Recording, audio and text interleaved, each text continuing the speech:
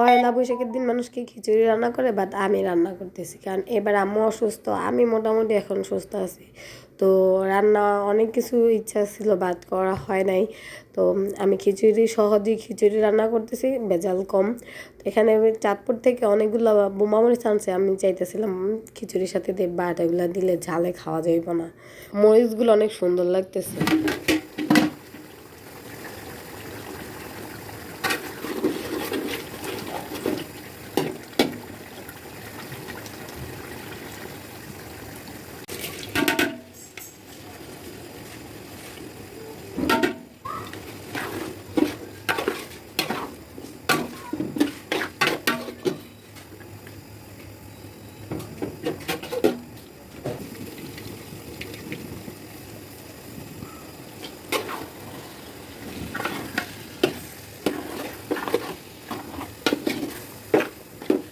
মাংসটা অনেকক্ষণ কষায় নিছি, তারপরে ডালগুলো দিয়ে দিছি, আর এখানে 3 ধরনের ডাল দিছি আর চাল এখন একবার কষায় ফেলবো, তারপরে সবজিগুলো পরে দিব।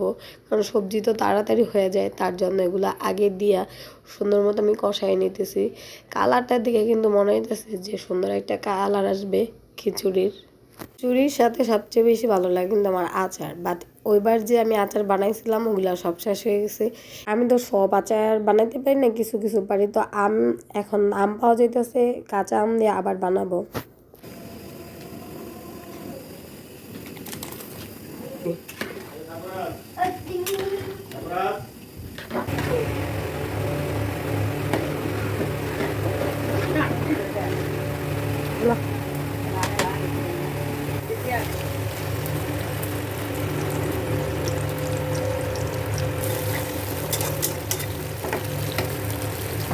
রান্নার সময় আমি তেল অনেক কম ব্যবহার করতে চেষ্টা করি, আম্মুর এটা ভালো লাগে না, কারণ আম্মুর অনেক তেল মানে দিয়ে রান্না করা ভালো লাগে। তো আমি উপর দিয়ে খিচুড়ি উপর দিয়ে একটু কী বলে এটা, বাগার বলে বা যেটাই বলে দিয়ে দিই, কারণ আমার কাছে এটা অনেক বেশি ভালো লাগে। তো এখানে আমি সব কিছু দিয়ে দিতেছি বাগারটা। তো এইটা দিলে একটা অন্যরকম একটা ঘ্রাণও কিন্তু আসে, তাই না? এই যে এখন কিন্তু দেখতে অনেক ভালো লাগতেছে। তো এই খিচুড়িটা খাইতে অনেক মজা লাগবে। আসসালামু আলাইকুম, সবাই কেমন আছেন? এই তো আলহামদুলিল্লাহ, আপনাদের তো আমরা সবাই ভালো আছি। তো বলতে বলতে আমার খিচুড়ি রান্না হয়ে গেছে আর কালারটা অনেক সুন্দর আসছে। আমি সহজে ওয়াশিং মেশিনে জামা কাপড় ধুই না, কারণ বাচ্চারা জামা কাপড়ে অনেক বেশি ময়লা করে, ওই দাগগুলো ওয়াশিং মেশিনে উঠে না। এমনি সুন্দর করে পরিষ্কার করা হয়, বাট দাগগুলো উঠে না, সেজন্য আমি অল্পই ওয়াশিং মেশিনে জামা কাপড় দিই, যখন দেখি আর পারি না তখন। আর আমাদের এটা 7 কেজি ওজন নেয়। তো চাদর দিছিলাম, চাদরটা ধোয়া হয়ে গেছে। তো স্বাধীন আসছে যে আমি হাত দিয়ে ধরে দেখাইতেছিলাম, এগুলো একবার বেশিরভাগ একবার চিপা শুকাই দেয়। ফ্যানের নিচে দিলেও 10-15 মিনিটে শুকায় যাব, আর রোদে দিলে তো 6-7 মিনিট লাগবে মনে হয় শুকাইতে। সন্ধ্যার পরে সুমনা আমাদেরকে বললো রেডি হও, আমরা একটু বাইরে যাই। তুমি তো এবার অসুস্থ ছিলে, বাইরে বেরোতে পারো না, চলো একটু ঘুরাই নিয়ে আসি, চটপটি ফুচকা খেয়ে আসি। তো তার জন্য সুমনে আমাদেরকে নিয়ে যেতেছে, আর সনিও ছিল, সনি বললাম তুইও চল, কারণ আমরা একসাথে যদি যাই ভালো লাগবো, একা একা ভালো লাগে না আমার কাছে।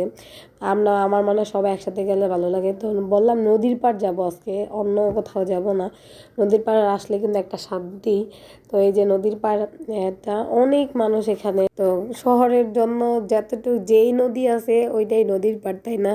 চাঁদপুরের নদীর পাড়ে আমার কাছে সবচেয়ে বেশি ভালো লাগে, ওই জায়গায় একটা অন্যরকম একটা শান্তি, আর অনেক সুন্দর বাতাস থাকে, মানে একটা শান্তি অন্যরকম। আর মানে আমাদের এখানে শীতলক্ষার পাড়ে আসছি, খারাপ লাগে নাই, বাট চাঁদপুরে গেলে যেই শান্তিটা ওইটাও লাগে নাই।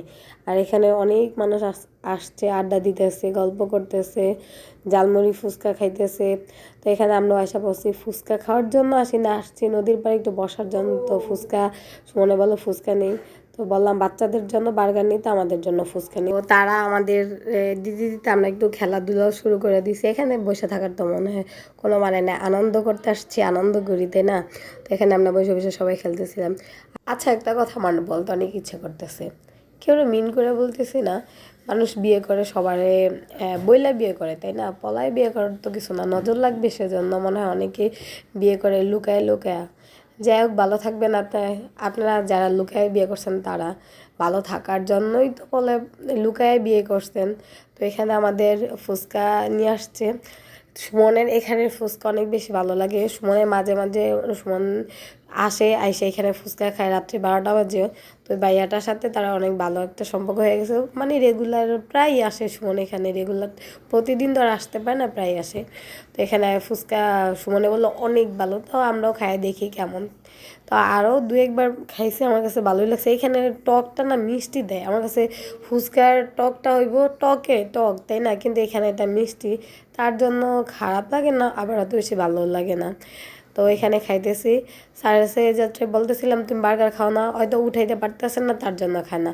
তা আমি বলতেছি দাও আমি উঠাই দেই, হয় বলে না আমারটা আমি চেষ্টা করব। তো পরে চেষ্টা করতে করতে এই তো পারতেছি। তো যারা যারা আমার ভিডিওটা দেখতেছেন সবাই আমার ভিডিওতে লাইক শেয়ার কমেন্ট, ইউটিউব থেকে সাবস্ক্রাইব করবেন, ফেসবুক থেকে ফলো করবেন। অল্প সময়ের জন্য এখানে আসছিলাম, ভালো লাগছে, খারাপ লাগে না, সবাই একসাথে আসলে ভালোই লাগে। তো সুমনের বললাম চলেন ওইখানে ফেরি ঘাট আছে, তো আমরা একটু ঘাটে যাইয়া দাঁড়াই কেমন লাগে। তো সুমনে বললো চলো যাই। তো এখানে এই যে আমরা ঘাটে যাইতেছি, একবারে অন্ধকার তাই না, মানে অল্প আলো, এখানে অত বেশি আলো নাই।